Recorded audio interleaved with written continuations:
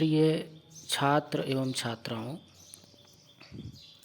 आज की EEDM की इस क्लास में मैं आपको जैव विविधता के बारे में समझाएंगे कि जैव विविधता से क्या आशय है, इसकी उपयोगिता एवं इसके लाभ क्या हैं इत्यादि पर हम इस क्लास में चर्चा करेंगे और आपको विस्तार पूर्वक बायोडायवर्सिटी के बारे में समझाने का पूरा प्रयास करेंगे।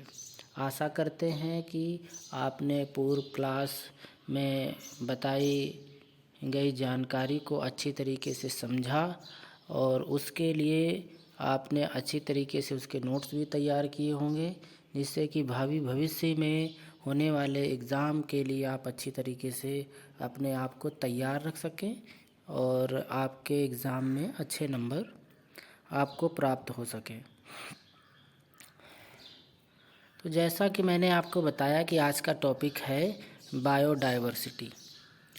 तो बायोडायवर्सिटी से आपको अवगत कराना हमारी जिम्मेदारी है, आपको ये समझाना कि बायोडायवर्सिटी क्या होती है और हम पूरा प्रयास करेंगे कि आपको इससे अच्छी तरीके से अवगत कराया जा सके। हमने आपको पूर्व की क्लास में जीवमंडल के बारे में आपको हमने बताया था। तो यहाँ पर जैव विविधता जो है वो हम आपको बताएंगे कि जीवमंडल में जीव विविधता का क्या रोल होता है। तो जीव विविधता जो है वो जीवमंडल में कई तरीके के जीव पाए जाते हैं, प्रजातियाँ पाई जाती हैं और उन जीवों के पारतंत्र मौजूद हैं।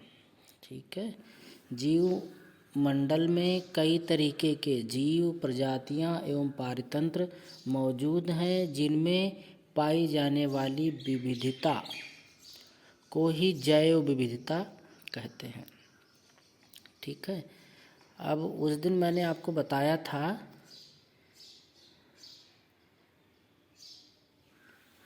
ठीक है, तो ये जैव विविधता के बारे में आपको हम बता रहे हैं।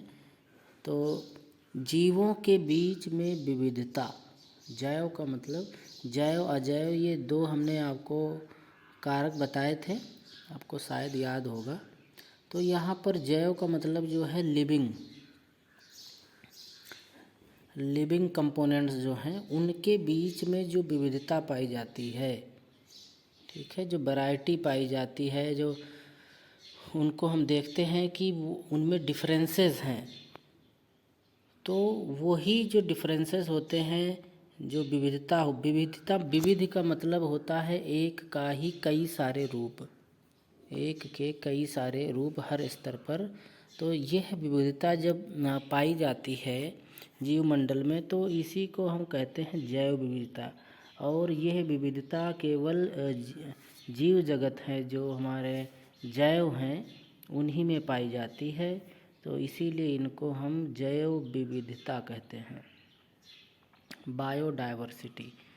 इसको समझने के लिए एक एग्ज़ाम्पल के माध्यम से हम आपको समझाते हैं कि यदि आप जंगल के किसी एक भाग को देखें, जंगल का कोई एक भाग आप ले लें और उस पर यदि आप थोड़ा सा नोटिस करें, तो आप उसमें कई तरीके के जीव जंतु एवं पेड़ पौधे आपको देखने के लिए मिलेंगे। उसमें एक छोटी खरपतवार से लेकर बहुत विशालकाय वृक्ष तक उस जंगल में देखने के लिए आपको मिलेंगे, तथा उसमें छोटे कीड़ों मकोड़ों से लेकर के विशालकाय स्तनधारी भी हमको वहाँ पर देखने के लिए मिल जाएंगे। ठीक है, तो बात है एक छोटे से भूभाग की और इसमें आपको कितने सारे आपको चीज़ें देखने के लिए मिल रही हैं। खरपतवार से लेकर के विशालकाय जंगल में विशालकाय वृक्ष तक हैं उसमें, और साथ ही साथ उसमें पौधों एवं जानवरों के अतिरिक्त असंख्य सूक्ष्म जीव भी उस जंगल की मिट्टी में आपको मिल जाएंगे। यदि आप वहाँ के जंगल की जो मिट्टी है यदि उसका आप देखते हैं उस मिट्टी में, तो उसमें असंख्य मतलब जिसकी संख्या नहीं की जा सकती, जिसकी काउंटिंग ना की जा सके, ऐसे सूक्ष्म जीव होते हैं जो हमको इन आँखों से नहीं दिखाई देते हैं। उनको मशीन के माध्यम से हमें देखना पड़ता है सूक्ष्मदर्शी से, तब हमको वो दिखाई पड़ते हैं। तो वह सब हमको उस जंगल के एक भाग में हमको देखने के लिए मिल जाता है। तो यह सब जो हम उस भाग का अध्ययन करने पर जो हम पाते हैं, तो यह सब उस भाग की जैव विविधता को ही दर्शाता है। ये उस भाग की जैव विविधता को ही दर्शाता है कि एक ही स्थान पर कितने सारे प्रकार की जो है जीव जगत उपलब्ध हैं। अब अगर प्रजातियों की बात करें तो लगभग 250 वर्षों से जैव वैज्ञानिक जो जीवों पर रिसर्च करते हैं विभिन्न प्रजातियों की पहचान कर चुके हैं और उनके नामकरण का कार्य भी चल रहा है और बहुत से का नामकरण भी कर दिया गया है, परंतु अभी तक वे बहुत कम प्रजातियों की पहचान एवं नामकरण करने में सफल हो पाए हैं, क्योंकि इतनी सारी जो हैं वो प्रजातियां पाई गई हैं, तो बहुत कम का ही नामकरण हो पाया है। रिसर्च हो रही है, अभी तक केवल 1.7 मिलियन से लेकर 1.8 मिलियन प्रजातियों की पहचान हो चुकी है। इतनी सारी प्रजातियां मिल चुकी हैं, लेकिन सबका अभी नामकरण नहीं हो पाया है। तो इतने की पहचान कर ली गई है, जो कि संपूर्ण प्रजातियों का 15%। आप देखिए कि जिनके बारे में जिनकी पहचान कर ली गई है वो सिर्फ अभी 15% ही है। अभी 85% ऐसी प्रजातियां हैं जिनके बारे में भी पहचान ही नहीं हुई है। इतनी सारी प्रजातियां इस भूभाग पर उपलब्ध हैं। ठीक है, अब यहाँ पर हम आपको एक टेबल दिखाते हैं। उस टेबल के माध्यम से आपको थोड़ा सा अनुमान लगेगा कि कितनी संख्या में किसी चीज़ की प्रजातियों की पहचान की जा चुकी है। तो ये प्रजातियों की लगभग संख्या के बारे में एक आंकड़ा है, और ये पहले में ये तो समूह है कि किस समूह के प्रजातियों की खोज हुई है और ये उनकी कितनी प्रजातियां यहाँ पाई गई हैं। ठीक है,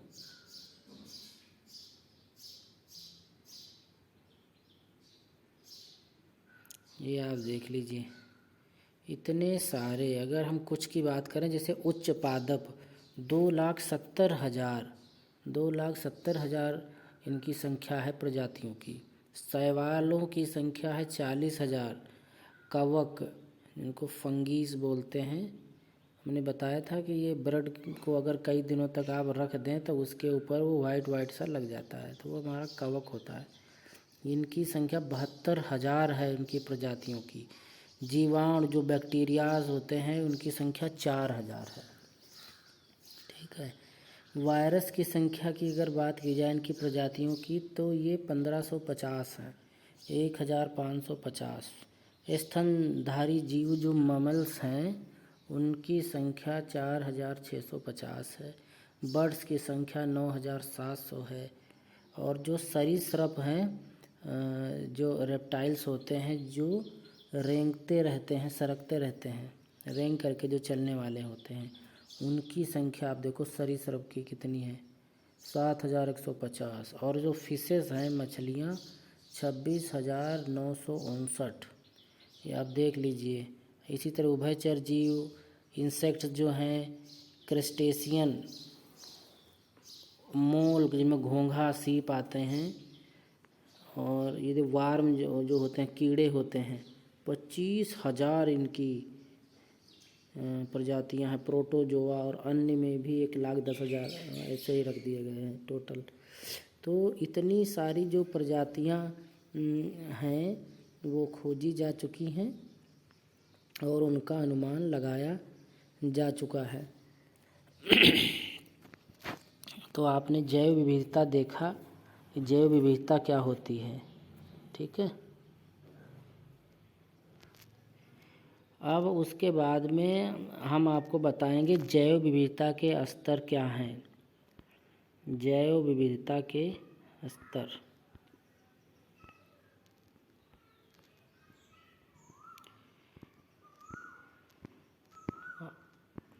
अब जैव विविधता को यदि अच्छी तरीके से आपको समझना है कि ये जैव विविधता कैसे कैसे रूप लेती है, कैसे फूलती है, फलती है, तो आपको जैव विविधता को समझने के लिए आपको इन्हें 3 भागों में डिवाइड करना पड़ेगा, तब आप जैव विविधता को अच्छी तरीके से समझ पाएंगे।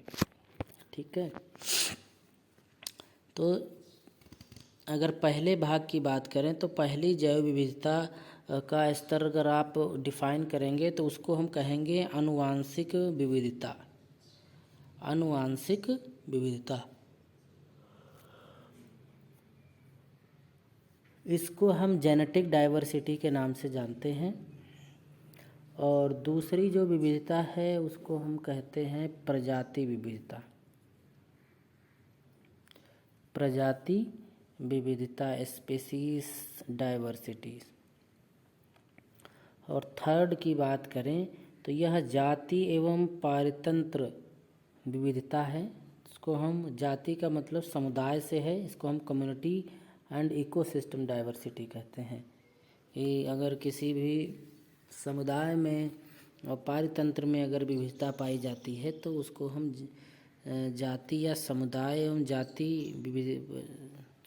समुदाय एवं पारतंत्र विविधता के नाम से जानते हैं।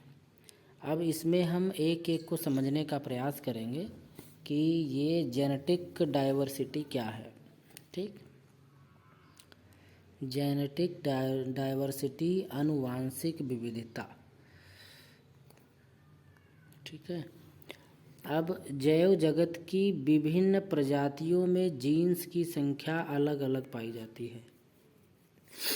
ठीक है। जैव जगत की विभिन्न प्रजातियों में, जैव जगत मतलब इस जगत में जो जीव हैं उनकी जितनी भी प्रजातियां हैं उनमें अलग अलग जीन्स की संख्या पाई जाती है। ठीक है। जैसे कॉलन बैक्टीरिया में लगभग 4000 जीन्स पाए जाते हैं। ठीक है। और जो फ्रूट फ्लाई हैं उनमें 13000 जीन्स पाए जाते हैं। उसके पश्चात जो चावल की जो किस्म होती है, जो फसल होती है, उसमें 32000 से 50000 तक जीन्स पाए जाते हैं। देखिए इतनी ज़्यादा वैरायटीज़ हैं जीन्स की, तो इसकी वजह से जो डाइवर्सिटी जो है, बायोडाइवर्सिटी का उत्पन्न होना जाहिर सी बात है। और अगर हम मनुष्य की बात करें, होमो सेपियंस की, तो इसमें 35000 से 45000 तक जीन्स पाए जाते हैं। इसीलिए आप देखते हैं कि मनुष्य में अलग अलग तरीके के व्यक्ति हैं, अलग अलग रूपों में पाए जाते हैं। ठीक है। अच्छा, या ओके, नेक्स्ट चलते हैं।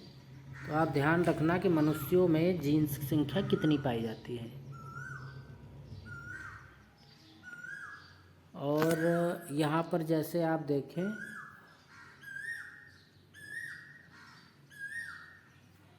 कॉलन बैक्टीरिया, पहले हमने बताया था कॉलन बैक्टीरिया, और ब्रैकेट में बात अगर करें एस्चेरिचिया कोली, ये इसका वैज्ञानिक नाम है।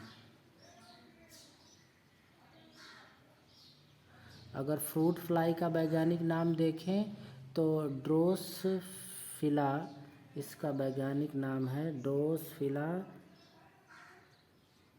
मेलानोगैस्टर, इसका वैज्ञानिक नाम है।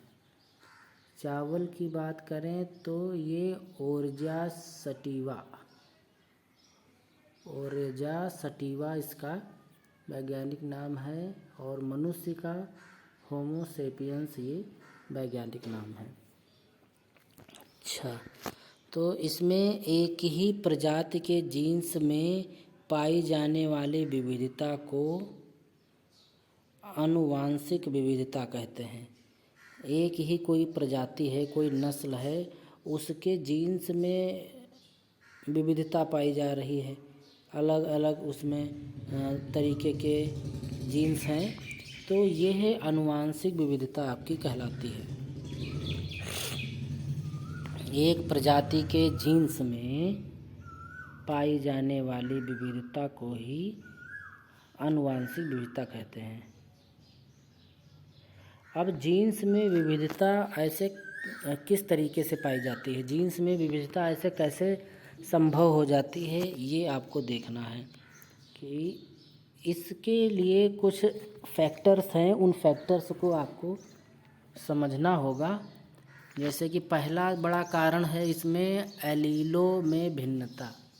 जो स्टूडेंट हैं बायोलॉजी के वो अच्छी तरीके से जानते हैं कि एलीलो क्या होती है, और यदि यह जेनेटिक परिवर्तन हो रहा है, जेनेटिक आनुवांशिक परिवर्तन अगर पाया जा रहा है, तो सबसे पहला कारण, बड़ा कारण होता है एलीलों में भिन्नता के कारण।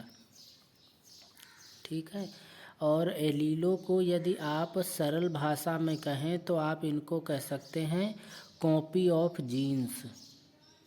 ठीक है, कॉपी ऑफ जीन्स।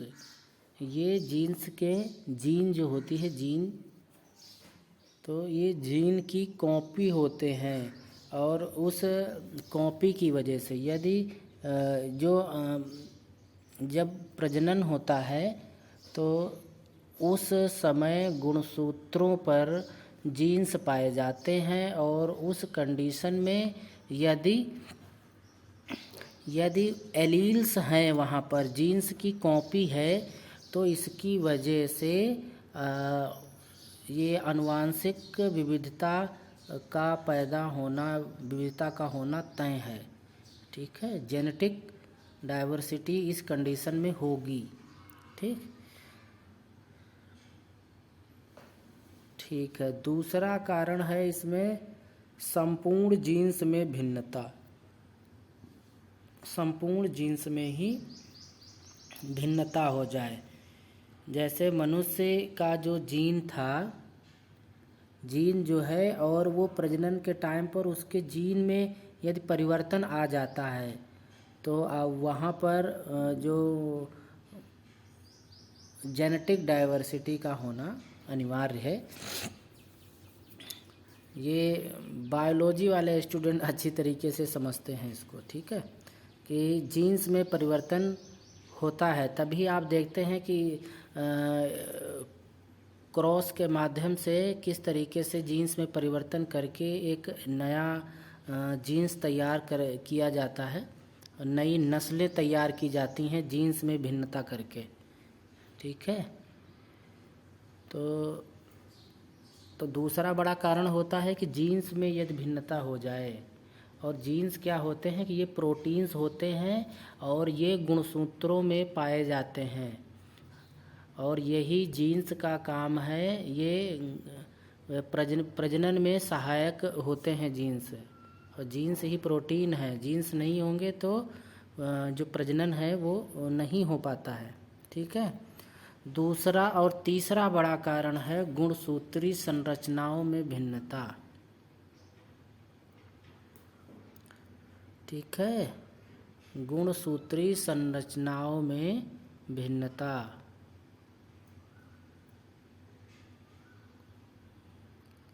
जो क्रोमोसोमल स्ट्रक्चर होता है, यदि उसमें भी वेरिएशन है तो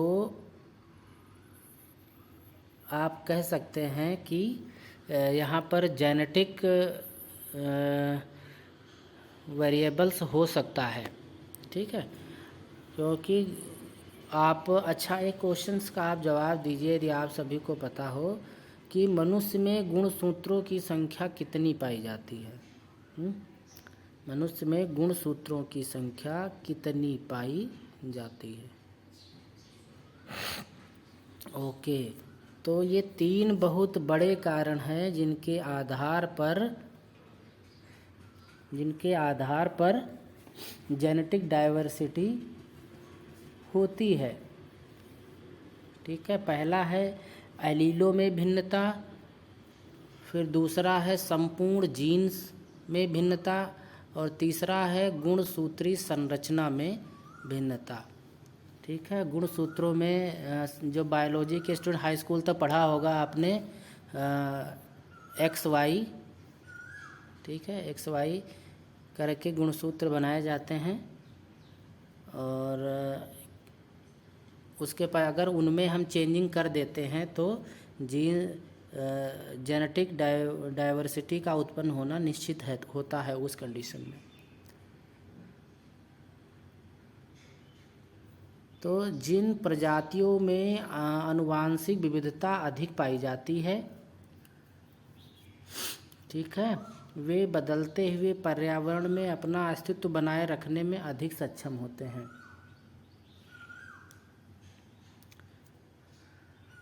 अधिक प्रजातियों वाले समुदाय में आनुवांशिक विविधता अधिक पाई जाती है। अधिक प्रजातियां होंगी तो जीन्स में परिवर्तन होते रहने से उनकी जो संख्या है वो बढ़ती रहती है, ठीक है, और जिनकी संख्या बढ़ती रहेगी वो जब पर्यावरण बदलेगा तो उनका अस्तित्व कभी भी समाप्त नहीं हो सकता है, क्योंकि उनमें परिवर्तन की क्षमता है। वो समय के अनुसार उनके जीन्स में परिवर्तन होता रहता है और वो अपने आप को पर्यावरण में ढालने के लिए सक्षम रहते हैं।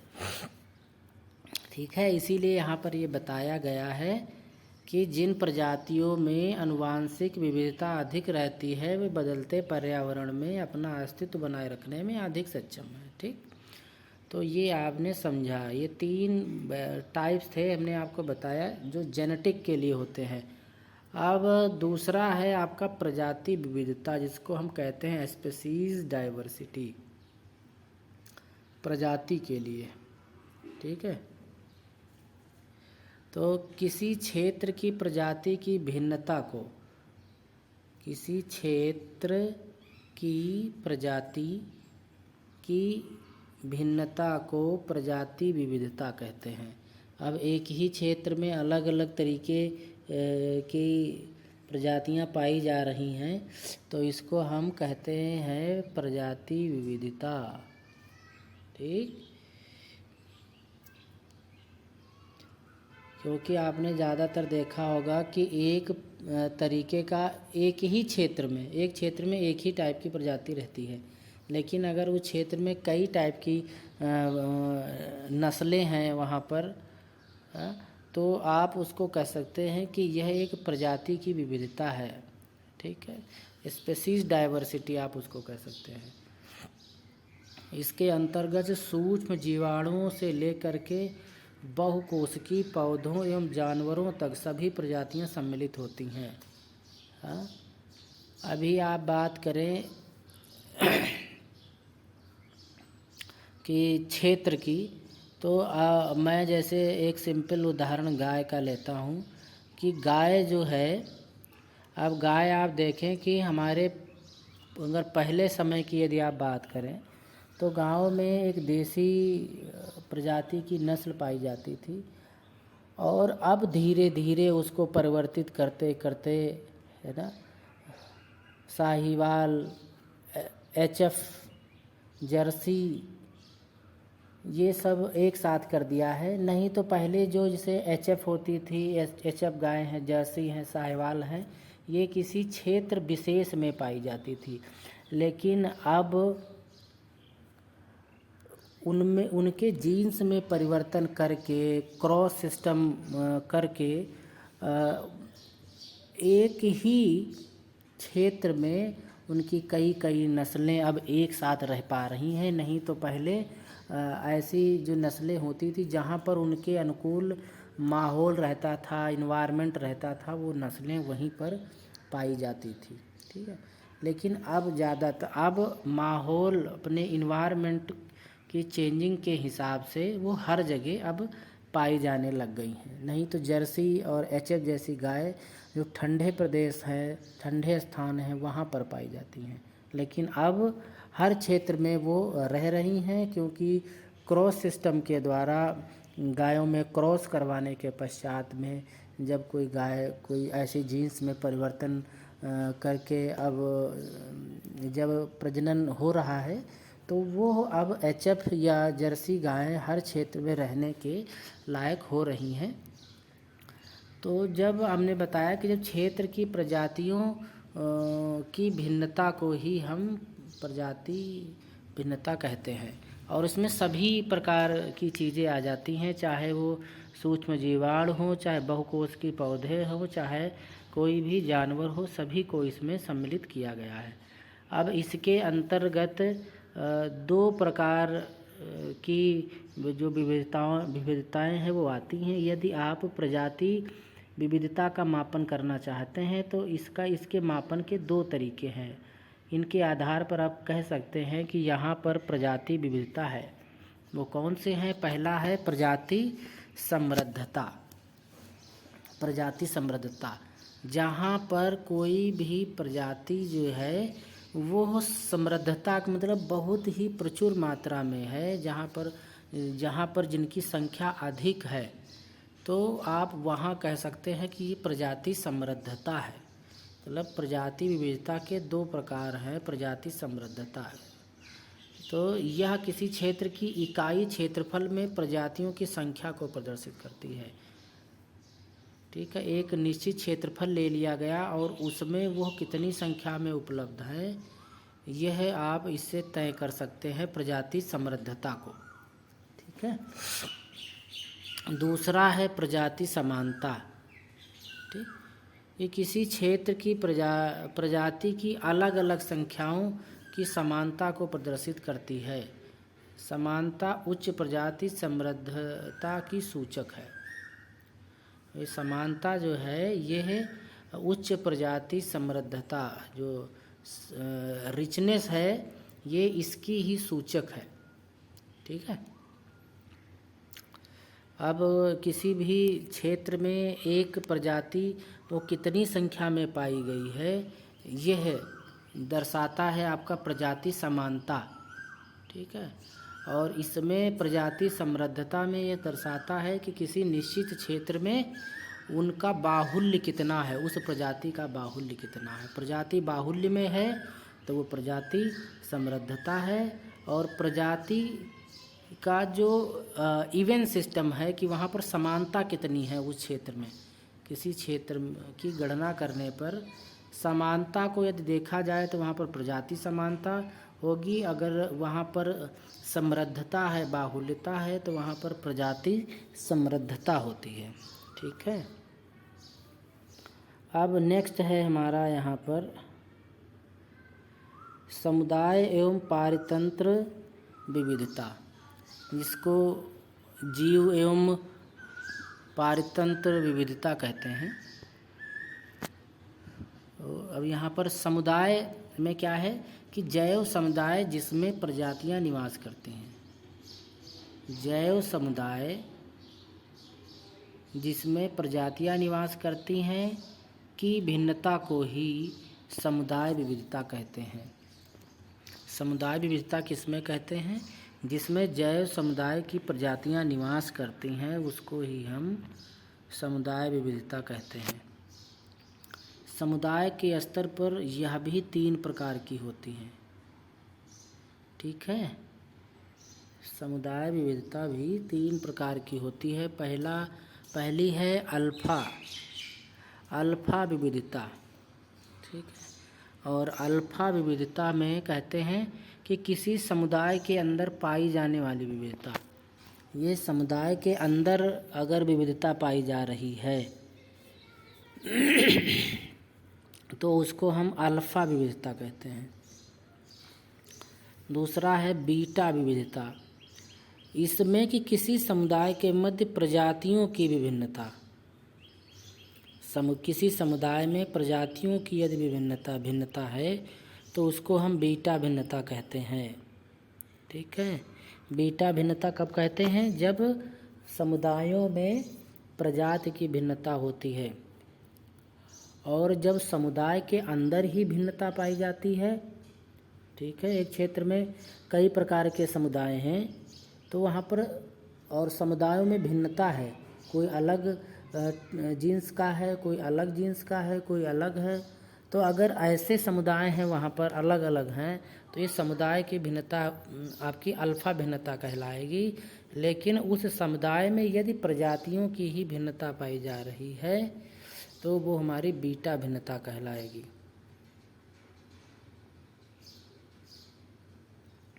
और यह भिन्नता ऊंचाई के अनुसार एवं नमी में परिवर्तन के साथ साथ किसी भी समुदाय की प्रजातियों में भिन्नता पाई जाती है। मतलब जैसे आप देख लो कि क्षेत्र होते हैं, अगर पहाड़ी क्षेत्र हैं तो वहाँ के जो लोग हैं उनका रहन सहन, चाल चलन सब अलग तरीके का होता है। तो ऊंचाई के अनुसार उनमें डाइवर्सिटी पाई जाती है। जो नमी के क्षेत्र हैं, जहाँ पानी का क्षेत्र है, ऐसे क्षेत्र जो समुद्री क्षेत्र हैं, जो वहाँ जो जीव जंतु रहने वाले हैं उनमें परिवर्तन अलग तरीके से होता है और उनमें भी भिन्नता पाई जाती है। तो ये भिन्नता आपकी बीटा भिन्नता कहलाती है। ठीक है।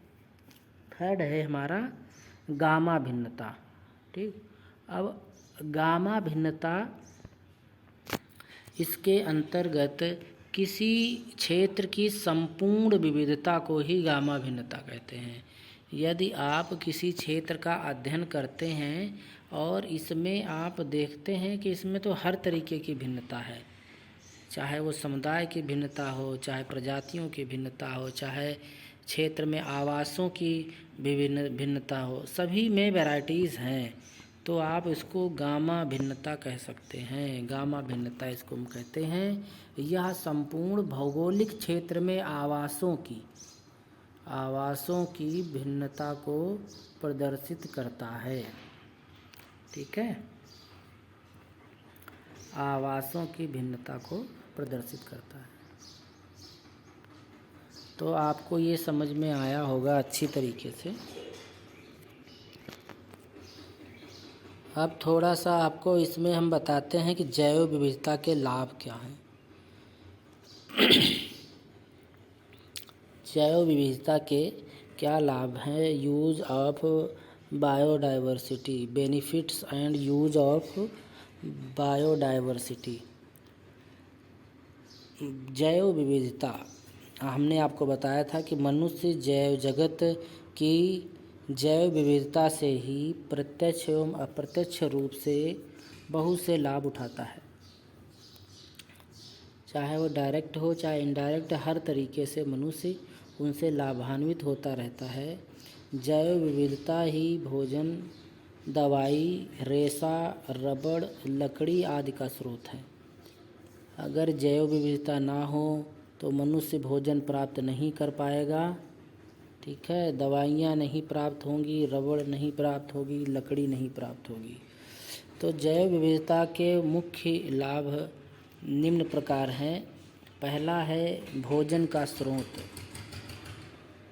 भोजन का स्रोत, अगर मनुष्य जैव विविधता पर ज़्यादा फोकस ना करता तो शायद हमारे देश में भुखमरी आ जाती, क्योंकि जैव विविधता ही एक इतना बड़ा कारण है जिसकी वजह से जो नई नई नस्ल, नई नई प्रजातियां खोजी गई हैं, जिनसे कि ये बढ़ती हुई जनसंख्या अच्छी तरीके से भर पेट भोजन कर पा रही है। तो भोजन का स्रोत जो है वो जैव विविधता के कारण ही है। कहते हैं कि पूरे विश्व का 85% भोजन केवल 20 पौधों की प्रजातियों की खेती करके प्राप्त किया जाता है। 85% भोजन, वो भी पूरे विश्व का। सिर्फ 20 ऐसे पौधों की प्रजातियां हैं जिनसे हम फसलें उगाते हैं और पूरे विश्व का 85% भोजन प्राप्त होता है इनसे। शेष 15% जो भोजन है वो मनुष्यों के द्वारा पैदा किया जाता है। मनुष्यों के द्वारा पैदा किया जाता है। इसका अभिप्राय ये है कि 85% तो जो हमारे उत्पादन जो हम करते हैं फसलों से, उसका लोग सेवन करते हैं। 15% जो है वो भोजन जो है वो जानवरों के ऊपर डिपेंड है, मांसाहार के ऊपर है, मांस के लिए है। ठीक है। एक अन्य आकलन यदि आप करें तो उसमें बताया गया है कि मनुष्य की कुल भोजन आवश्यकता का 2/3 भाग केवल 3 फसलों द्वारा ही पूरा होता है। वो मनुष्य को जितना कुल भोजन चाहिए उसका 2/3 भाग केवल 3 फसलों से ही हमें प्राप्त हो जाता है। पहला है गेहूँ, दूसरा मक्का और तीसरा चावल। गेहूँ, मक्का और चावल ये 3 फसलें हैं जिनसे 2/3 भाग जो है भोजन का हमको इनसे ही प्राप्त होता है। तो बढ़ती आबादी की खाद्य आवश्यकता की पूर्ति के लिए आधुनिक कृषि जैव विविधता का उपयोग 3 प्रकार से किया जा रहा है। वो कौन कौन से प्रकार हैं, कौन कौन से टाइप हैं, वो आपको समझना है। ठीक है, देखते हैं। पहला कारण है कि नई किस्म की खोज जैव विविधता के कारण ही संभव हुई है। अगर नई किस्में ना खोजी जाती, ना डेवलप की जाती तो जो भोजन हम इस समय बढ़ती जनसंख्या को उपलब्ध हो रहा है ये उपलब्ध ना हो पाता। ठीक है, तो पहला क्या है कि नई किस्मों की खोज हुई। दूसरा है संवर्धित बीजों के उत्पादन में। संवर्धित मतलब जो आजकल संवर्धित मतलब हाइब्रिड बीजों के उत्पादन से, जिनसे हम कम क्षेत्रफल में अधिक उपज पैदा करते हैं। ऐसे बीज हमारे हाइब्रिड बीज कहलाते हैं। तीसरा है जैव अपघटनशील कीटनाशकों के उत्पादन में।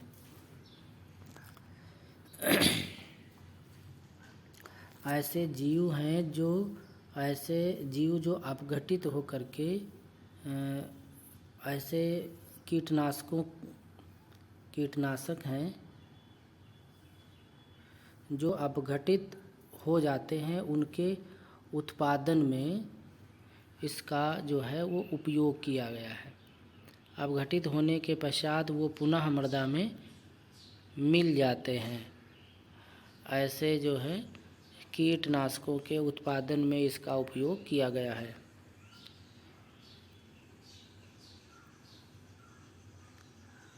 ठीक है, तो आपने समझा वो कौन कौन से तरीके हैं जिनके आधार पर कृषि जैव विविधता का उपयोग किया जा रहा है। तीसरा आपको समझ में आया।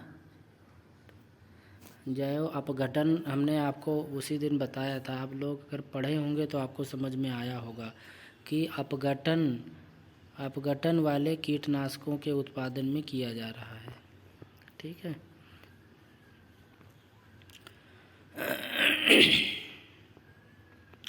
दूसरा इसका लाभ है औषधियों में। ठीक है, औषधियों में कैसे इसका लाभ है ये आपको देखना है कि बहुत सी औषधियाँ जो हैं वो पेड़ पौधों से तैयार की जा रही हैं। अब पेड़ पौधों से जब औषधियाँ तैयार की जा रही हैं तो यदि हमारे पास में अच्छी किस्म की प्रजातियाँ नहीं होंगी तो उसको हम बहुतायत में उसका उत्पादन नहीं कर पाएंगे, बहुतायत में उसको हम उत्पन्न नहीं कर पाएंगे, उसकी खेती ज़्यादा मात्रा में नहीं कर पाएंगे। तो फिर हम उसका उपयोग दवा के रूप में ज़्यादा स्तर पर हम कैसे कर सकते हैं। और ज़्यादा स्तर पर करना इसलिए आवश्यक है क्योंकि जनसंख्या बढ़ती जा रही है। जब जनसंख्या बढ़ती है तो फिर डिमांड बढ़ती है। तो इसलिए जैव विविधता जो है वो आवश्यक है। तो पेड़ पौधों से कौन कौन सी दवाई बन रही है, तो इनसे एक मॉर्फिन दवाई बनती है जो पेपेवर सोमनीफेरस से प्राप्त होती है और ये दर्दनाशक दवाई के रूप में इसका उपयोग किया जाता है। ठीक है। दूसरा है कुनैन। कुनैन एक दवा है जो सिनकोना, लिजेरियाना, से प्राप्त होती है, जो कि मलेरिया के उपचार में प्रयोग की जाती है। तो मॉर्फिन, जिसका उपयोग हम दर्दनाशक के रूप में करते हैं, और क्विनोन, इसका उपयोग हम मलेरिया के उपचार में करते हैं। दूसरा है टैक्सोल। टैक्सोल को हम यू का एक पेड़ होता है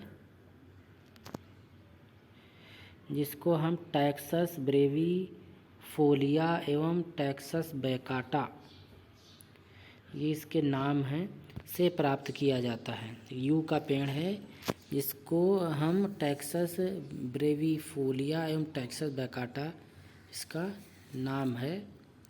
आप कह सकते हैं कि ये साइंटिफिक नेम है इसका, जो कि कैंसर के उपचार में टैक्सोल का प्रयोग किया जाता है।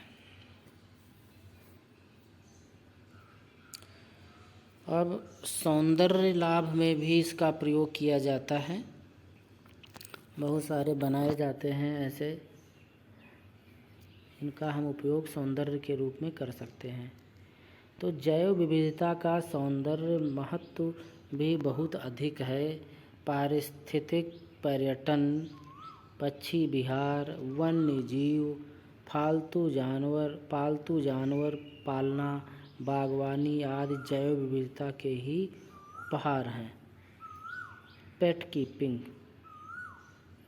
गार्डनिंग, बागवानी लोग करते हैं, तो अगर जैव विविधता ना होती, अच्छी अच्छी किस्में ना पैदा होती, अच्छी तरीके से उपज इनकी ना होती, तो लोग बागवानी ना करते।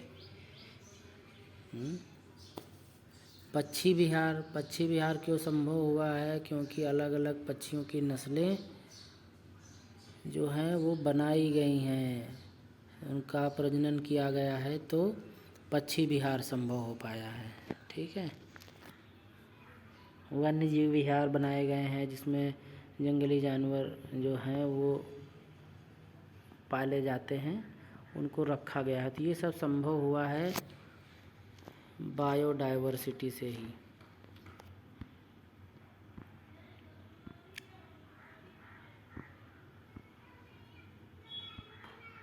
चलो, नेक्स्ट है हमारा सांस्कृतिक लाभ एवं मूल्य।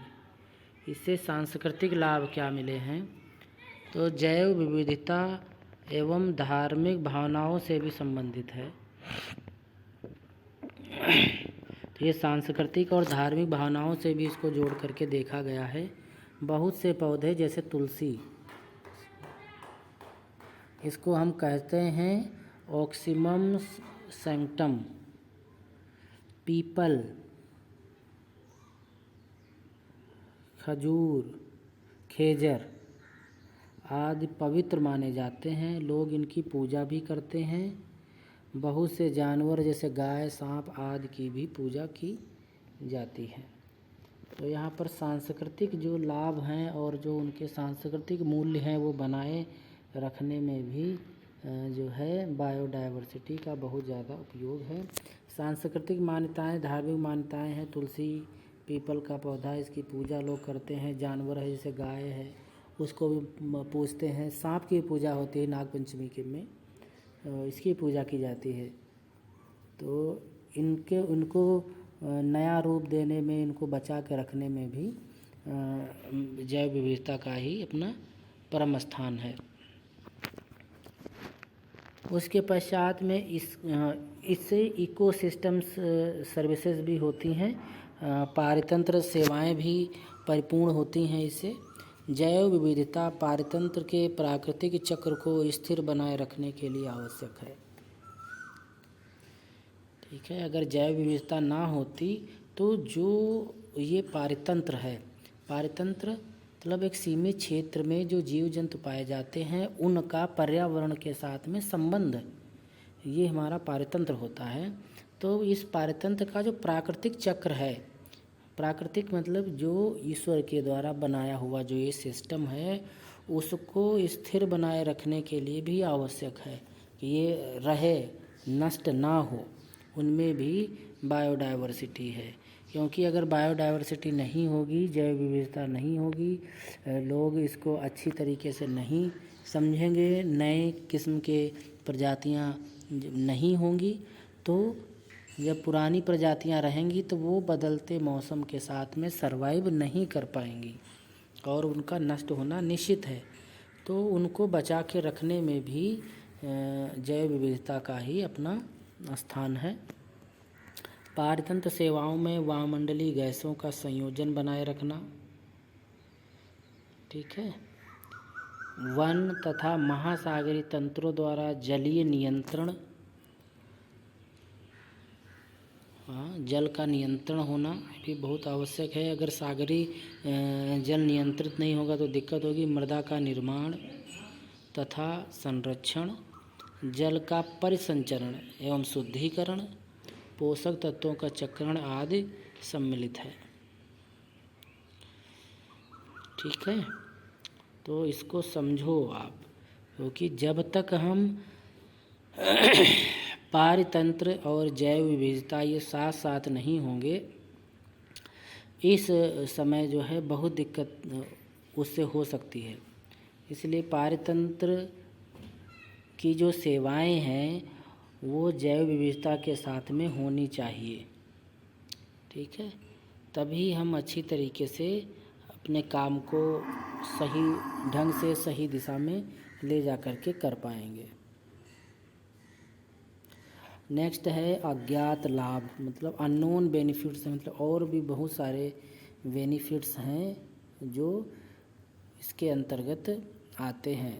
जैसे जैव जगत की सभी प्रजातियों को सुरक्षा प्रदान करना हमारा नैतिक कर्तव्य है, ठीक है। तो सभी लोग जानते हैं, क्योंकि कोई भी प्रजाति भविष्य में किसी अन्वेषण के बाद हमारे लिए बहुमूल्य हो जाती है।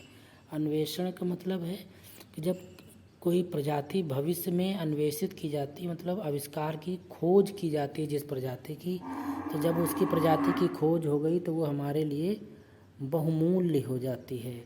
क्योंकि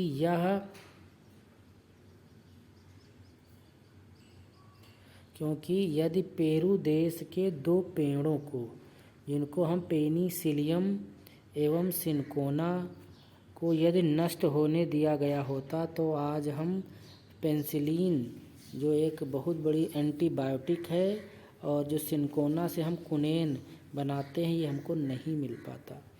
तो ये हमारे ऐसे लाभ हैं कि हमें भविष्य में सब को साथ में लेकर के चलना है, सबको नष्ट होने से बचाना है। तो नष्ट होने से बचाना है तो बायोडाइवर्सिटी इसका एक बहुत बड़ा रूप हो सकता है। तो मुझे लगता है कि यह जो मैंने आज आपको बताया, इसके लाभ बताए, इसका क्या लाभ है, बेनिफिट के बारे में बताया जैव विविधता के, तो वो आपको अच्छी तरीके से समझ में आ गए होंगे, है ना। क्योंकि अब दिन प्रतिदिन हमारी आवश्यकताएं बढ़ती जा रही हैं। ऐसे स्थिति में जैव विविधता परम आवश्यक है। नई नई खोजें हो रही हैं, तो इसको थोड़ा सा आप लोग ध्यान रखिए। अब मैं आपसे कुछ क्वेश्चंस पूछता हूँ, आप उनका जवाब आपको देना है।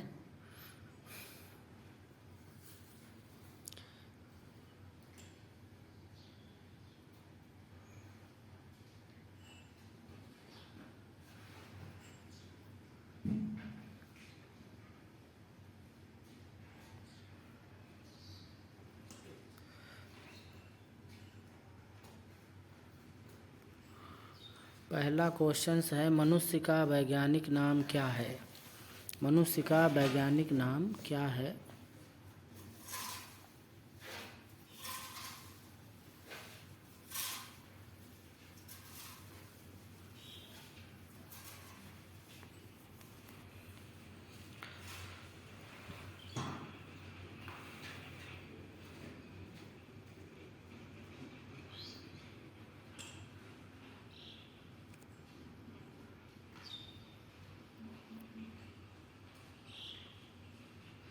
दूसरा क्वेश्चन है, आनुवांशिक विविधता के कितने रूप हैं, उनके नाम बताइए।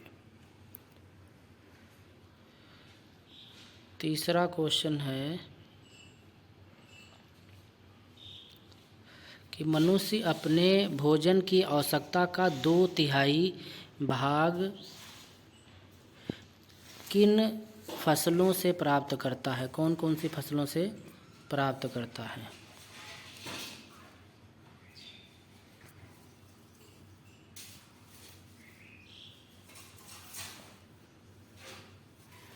तीसरा है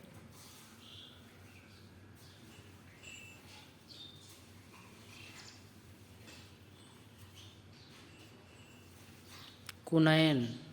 कुनैन दवा का इस्तेमाल किस रोग के उपचार के लिए किया जाता है। ठीक है, तो मुझे लगता है कि ये बायोडायवर्सिटी एवं इसके क्या बेनिफिट्स हैं ये आपको अच्छी तरीके से समझ में आ गया होगा। तो आज की इस क्लास को यहीं पर वाइंड अप करते हैं और सभी से रिक्वेस्ट है कि अपनी अटेंडेंस के लिए कमेंट सेक्शन में अपना नाम अवश्य लिखें। ठीक है, तो आज की क्लास को यहीं पर वाइंड अप करते हैं, मिलते हैं नेक्स्ट क्लास में।